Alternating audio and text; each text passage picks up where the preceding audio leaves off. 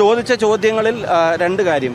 രാഹുലിൻ്റെ വിഷയത്തിലേക്ക് കടക്കുന്നതിന് മുമ്പ് ഞാൻ ഒളിച്ചോടി, മുങ്ങി എന്നൊക്കെ ചില ടൈറ്റിലുകളും ചില സോഷ്യൽ മീഡിയ പോസ്റ്റുകളിൽ ചില കാർഡുകളൊക്കെ കാണാനിടയായി. പ്രത്യേകിച്ച് ചില വാർത്തകൾ പറഞ്ഞത് ബീഹാറിലേക്ക് മുങ്ങി എന്നുള്ളതാണ്.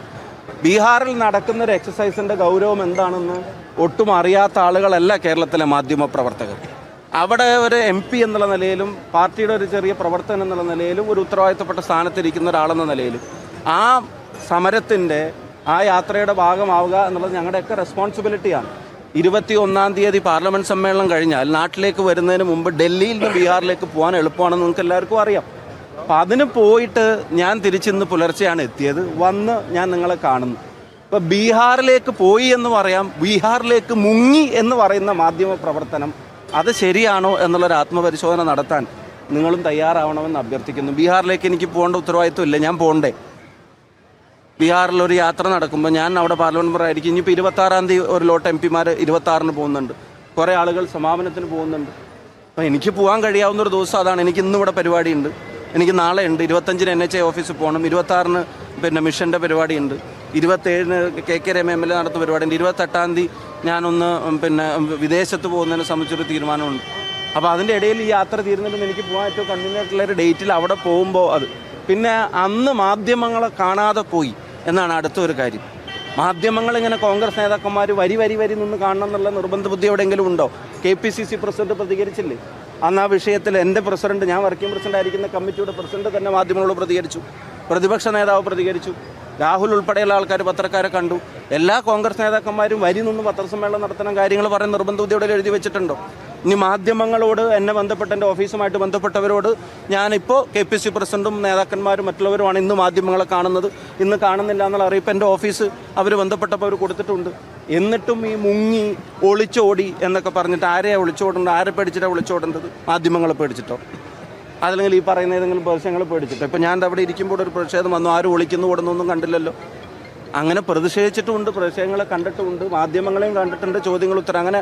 അപ്പോൾ ആ ബീഹാറിൽ ഒരു യാത്രയിൽ പങ്കെടുക്കാൻ പോകുന്നതിൻ്റെ കാര്യത്തിലൊക്കെ ഒളിച്ചോടി, മുങ്ങി എന്നൊക്കെ വാർത്തകൾ കൊടുക്കുന്ന, ടൈറ്റിൽ കൊടുക്കുന്ന മാധ്യമ പ്രവർത്തനം അത് ശരിയാണോ എന്നുള്ളത് മാധ്യമങ്ങൾ തന്നെ വിലയിരുത്തിയാൽ മതി എന്നുള്ളത്.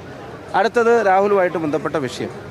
ഞാൻ അതിനകത്ത് പറയാൻ ആഗ്രഹിക്കുന്ന ഒരു പ്രധാനപ്പെട്ട കാര്യം, ഒരു കോടതി വിധിയോ ഒരു FIR ഒക്കെ വരുന്നതിൻ്റെ മുമ്പ് തന്നെ ഇങ്ങനെ ഒരു ആരോപണ പരിസരം ഉയർന്നപ്പോൾ അതിൽ രാജ്യസന്നദ്ധത പാർട്ടി നേതൃത്വത്തെ അറിയിക്കുകയും പാർട്ടി നേതൃത്വമായിട്ട് ആലോചിച്ചിട്ട് തൻ്റെ രാജിയും അയാൾ പ്രഖ്യാപിച്ചിട്ടുണ്ട്. ഇനി ഈ രാജി വേറെ ഏതെങ്കിലും CPM പ്രവർത്തകരോ നേതാക്കന്മാരോ ആണോ പ്രഖ്യാപിച്ചിരുന്നെങ്കിൽ നിങ്ങളെല്ലാം കൂടെ പറയാൻ പോകുന്നത് അത് ധാർമ്മികതയുടെ ഒരു ക്ലാസ് എടുക്കൽ അപ്പോൾ വരുമായിരുന്നു. കണ്ടോ FIR ഇല്ലാത്ത രാജി, കണ്ടോ പരാതി ഇല്ലാത്ത രാജി, കണ്ടോ പിന്നെ കേസെടുക്കാത്ത രാജി, കണ്ടോ കോടതി വിധി ഇല്ലാത്ത രാജി, കണ്ടോ കുറ്റവിധി കുറ്റവാളിയാണെന്ന് പ്രഖ്യാപിക്കപ്പെടുന്നതിന് മുമ്പ് രാജി. അപ്പോൾ എല്ലാവരും അതിൻ്റെ ഒരു സാംസ്കാരിക ഇടപെടലുകളും പ്രവർത്തനവും പ്രതികരണവും ഒക്കെ ആ നിലയിലാവുമായിരുന്നു. ഒരു യൂത്ത് കോൺഗ്രസ് പ്രസിഡന്റ് ഇങ്ങനൊരു ആരോപണ പരിസരം ഉയർന്നപ്പോൾ രാജ്യസന്നദ്ധത സ്വമേധയാ പാർട്ടി നേതൃത്വത്തെ അറിയിക്കുകയും പാർട്ടി നേതൃത്വം മറ്റു പാർട്ടികൾ നടത്തുന്ന അതേ ശൈലി എല്ലാ കാര്യത്തിലും തുടരേണ്ട കാര്യമില്ല, ആ തീരുമാനത്തെ ശരിവെക്കുകയും അയാളുടെ ഉത്തരവാദിത്തപ്പെട്ട പദവിയിൽ നിന്ന്, പാർട്ടി ഉത്തരവാദിത്തപ്പെട്ട പദവിയിൽ നിന്ന് ഒഴിയുകയും ചെയ്ത് കഴിഞ്ഞിരിക്കുന്നുട്ടിൽ ഇപ്പോൾ അദ്ദേഹം ആ സ്ഥാനത്ത് തുടരുന്നില്ല. അദ്ദേഹത്തിൻ്റെ തീരുമാനം പാർട്ടി അറിയിച്ചു, പാർട്ടി അത് അംഗീകരിക്കുന്നു, ആ തീരുമാനം ഒഴിയുകയും ചെയ്തിരിക്കുന്നു. അത് ഒഴിഞ്ഞു കഴിഞ്ഞിട്ടും ഈ പറയുന്നത് പോലെ കോൺഗ്രസ് എന്ത് ചെയ്തു, കോൺഗ്രസിനെ പിന്നെയും കുറ്റപ്പെടുത്തുന്ന തരത്തിലുള്ള ഗോവിന്ദമാഷ് ഉൾപ്പെടെയുള്ള ആൾക്കാരുടെ പ്രതികരണമൊക്കെ ശരിക്കും കേരളത്തിലെ ജനങ്ങൾ വിലയിരുത്തുന്നുണ്ട്. കോൺഗ്രസിന് ധാർമ്മികത പഠിപ്പിക്കുകയാണ് ഇതിനകത്താണ്. ഞാനൊരു കാര്യം പറയാം, ഇതിനകത്ത് വിഷയത്തിൻ്റെ ധാർമ്മികതയായിരുന്നു പ്രശ്നമെങ്കിൽ ആ രാജ്യം ഒരു പ്രധാനപ്പെട്ട ചൂട് തന്നെയാണ്.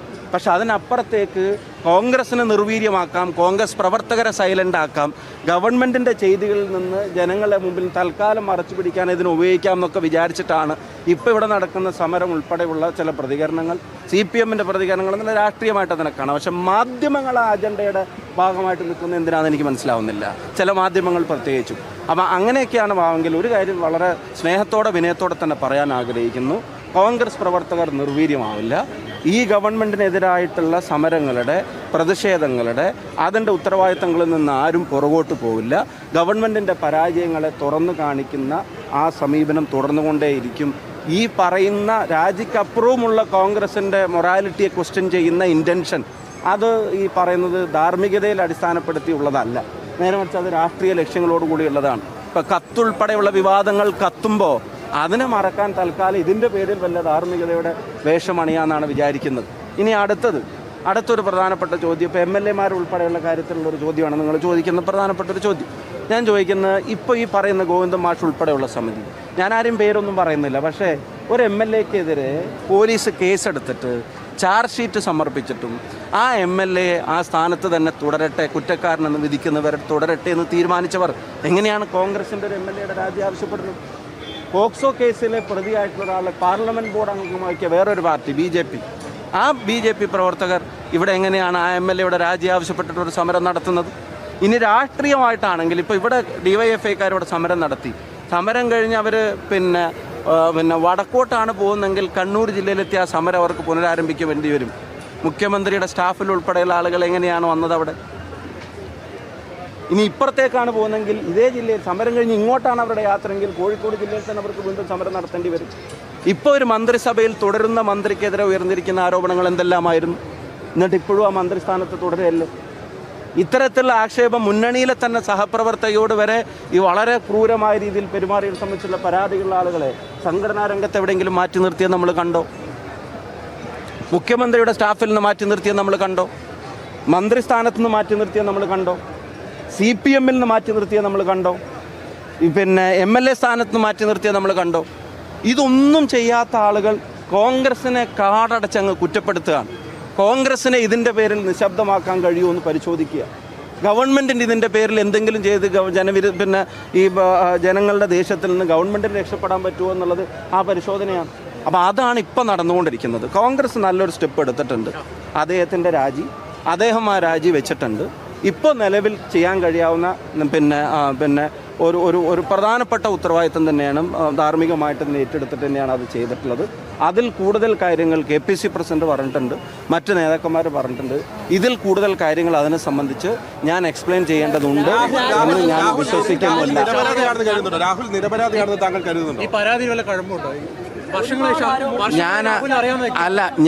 ഞാൻ നിങ്ങളോട് പറഞ്ഞല്ലോ, ഈ വന്ന ആരോപണങ്ങളുടെ പരിസരത്തിൽ ആരോപണങ്ങൾ ഉയർന്നതിൻ്റെ സാഹചര്യത്തിൽ അയാളെ എല്ലാവരും കൂടെ വളഞ്ഞു കൂടിയിട്ട് നിലവിലുള്ള യൂത്ത് കോൺഗ്രസ് പാർട്ടിക്കകത്തെ സ്ഥാനത്തിനാണല്ലോ ഇപ്പോൾ പാർട്ടിക്ക് പെട്ടെന്ന് തീരുമാനം പറയാൻ പറ്റുന്നത്. ആ സ്ഥാനത്ത് സംരക്ഷിച്ച് പിടിച്ച് മറ്റേ CPM ചെയ്യുന്നത് പോലെ വേറെ തരത്തിലുള്ള ന്യായീകരണങ്ങൾ ചമച്ച് എതിരെ വരുന്ന പ്രതിഷേധങ്ങളോട് അസംബന്ധമാണെന്ന് പറഞ്ഞ് മൈക്ക് തള്ളിക്കളഞ്ഞ് പോയിട്ടൊന്നുമില്ലല്ലോ ഞങ്ങൾ. അയാളും അതിനകത്ത് പിന്നെ ഒരു തീരുമാനം ആ തരത്തിൽ തന്നെയാണല്ലോ എടുത്തിട്ടുള്ളത്. അയാൾ യൂത്ത് കോൺഗ്രസ് സംസ്ഥാന പ്രസിഡന്റ് സ്ഥാനത്ത് നിന്ന് അയാൾ രാജിവെച്ചല്ലോ ഇങ്ങനൊരു ആരോപണ പരിസരത്തിൽ. അതൊരു സ്റ്റെപ്പ് തന്നെയാണല്ലോ, അത് നിങ്ങൾ അംഗീകരിക്കൂ. ബാക്കി നിയമപരമായിട്ടുള്ള കാര്യങ്ങൾ എങ്ങനെ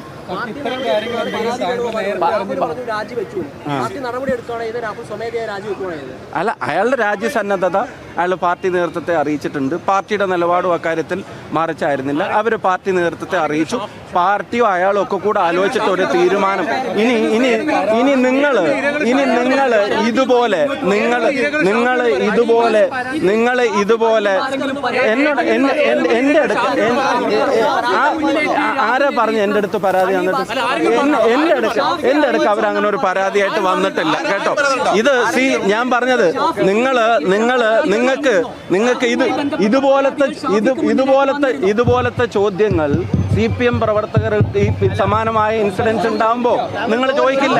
ഇവിടെ അസംബന്ധം എന്ന് പറഞ്ഞിട്ട് ഒരു വലിയ വിവാദം തെളിവോടെ പുറത്തു വന്നപ്പോൾ അസംബന്ധം എന്ന് പറഞ്ഞിട്ട് ഒറ്റ വാക്കിൽ കത്ത് തട്ടി മാറ്റിയപ്പോഴും നിങ്ങൾക്ക് അവിടെ ഉണ്ടായിരുന്നു. ഈ കാര്യത്തിൽ പറയാനുള്ളത് നിങ്ങളോട് പറഞ്ഞു കഴിഞ്ഞു.